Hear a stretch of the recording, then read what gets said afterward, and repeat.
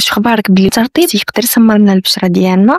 لحقاش من الناحيه النظريه البشره اللي بدون ترطيب عندها احتماليه اقل انها تولي سمراء، ولكن كنهضر الا ما استعملتيش الواقي الشمسي ديالك.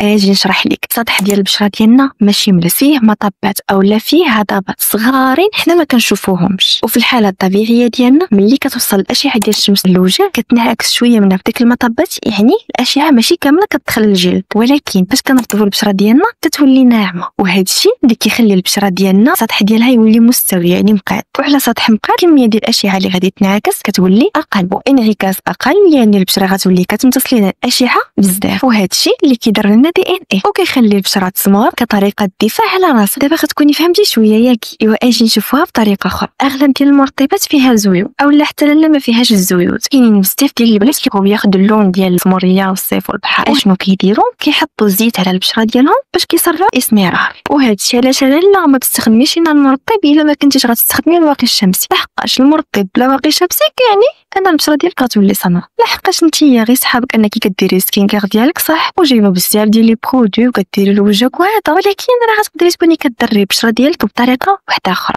الا عجبك الفيديو خلي لي كومونتير.